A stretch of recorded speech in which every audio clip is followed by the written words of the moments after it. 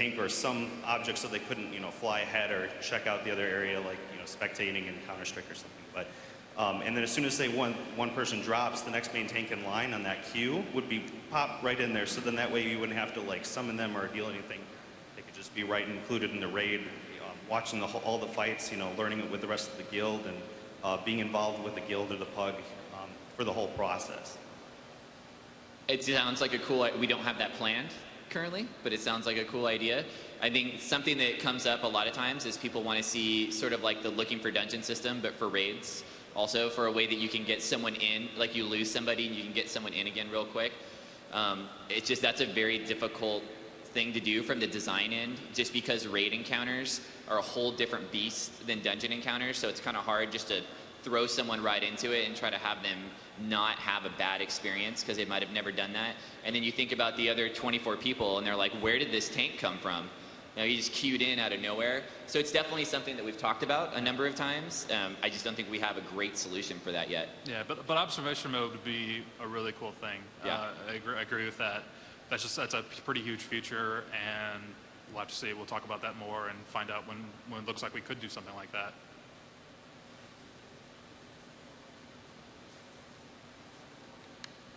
Hi. So I'm concerned about encounter mechanics, particularly in terms of like more hard stuff. Like I'm a heroic raider kind of stuff. So I'm concerned about more like 5-mans and heroics and raids and such. In terms of mechanics, I'm really interested in like really cool mechanics. Things that like the kind of cool stuff in some of the raids. My main concern is in terms of that there's this sort of like the binary kind of thing where certain mechanics are either the kind of big flashy thing that you just cannot ignore and it kills you instantaneously, or on the other side is something that's really subtle or something that isn't necessarily very obvious, but it won't kill you immediately. It'll just kill you if you're an idiot and you don't move out of the fire.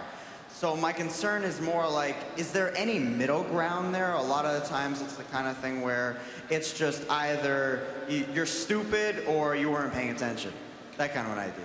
Yeah, we talk about that quite a lot, Constantly. and it's actually a pretty nasty design problem. Especially if you're, let's say the tank and healers, they know they've got a whole lot of things on their plate, but let's say you're a DPS player and you don't get out of the fire. If it kills you, you understood what happened. You didn't get out of the fire. If you're just taking like a little bit of damage, you probably blame the healer.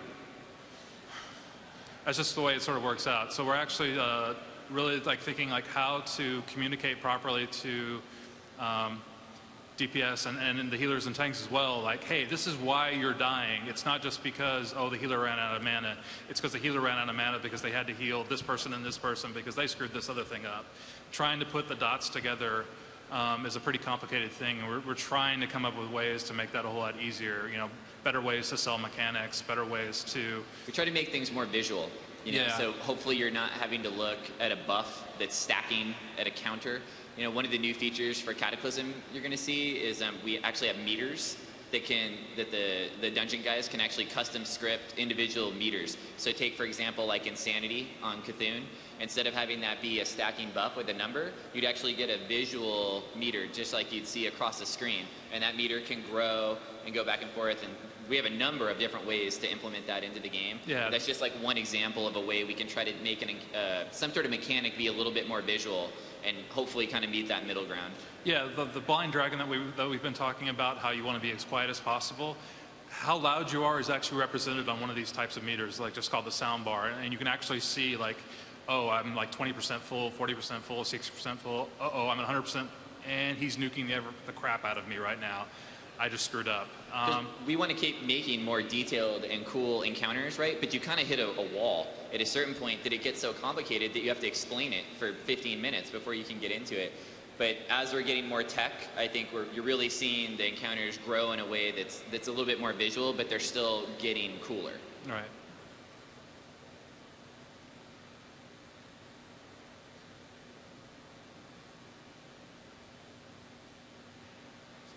How you guys doing? Basically, my question is, this expansion, you guys have done legendaries the way I prefer it, the entire guild pretty much works together to get it crafted. You have multiple weeks, months to actually get it made. Now, that also has a problem of players leaving the guild with the legendary. Is there any plan to possibly make these legendary weapons guild bound? It's a good question. That's not something we're currently looking into. We have put in guild achievements that the whole guild will get as a whole when you get a legendary. But we definitely, I mean, we currently don't have any plans to take a legendary and make it so that anyone in the guild would be able to use it. It's an idea that came up actually early on in the guild system, is that instead of having a legendary be bound to the single person, it would be bound to the guild. A number of issues show up there that you don't initially think about, like what if someone has that legendary in their inventory and they leave the guild, what do we do? What if someone has it, how do you find out who in the guild has it? Like then do we have to create a legendary UI for the guild to kind of see who has the legendary right now? And when we kind of dove down into it, our feeling was that it was kind of a little bit more complicated than what it was worth for what you got out of it.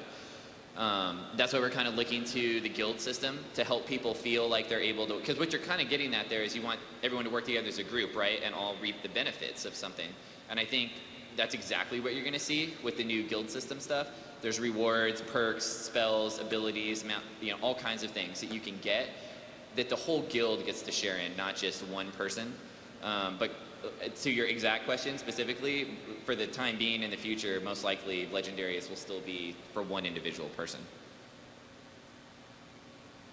We have enough time for about one or two more questions. That was good. That's right. All right, I just figured I would ask about common fear of many 25-man raiding guilds.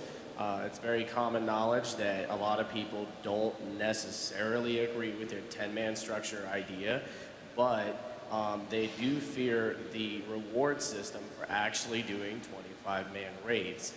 One of the things they worry about is it looks like on what I saw on your live raids that were already shown that it's about 5 epics per boss in a 25-man and 2 epics per boss in a 10-man. That's the same ratio of loot per person. But what I remember hearing was that it was originally supposed to have more loot per person for a 25-man raid. Is that something that we're looking at?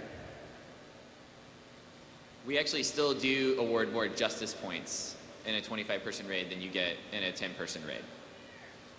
So, but you're talking about with the loot individually, but you end up buying the items that you want with justice points, and so those end up getting more in those individual raids than you do in a 10-man. You have it. Yeah. Basically, I'm looking for some clarification. Let's say yesterday you started a new instance and you downed 2 bosses. And then the next day you join a fresh raid. And can you join that instance to begin with, or do they need to kill those 2 bosses first? You're saying you killed those 2 bosses? Right, with like a pug or something, and then you want to join a guild raid tomorrow. The way it works is you can only ever kill those bosses one time. So if you join another raid, let's say if they've killed those 2 bosses, then you can join them right away. But you wouldn't be able to join a raid if those bosses were up because you've already killed them at that point. Right. That's all the time we have today. Please, let's give a round of applause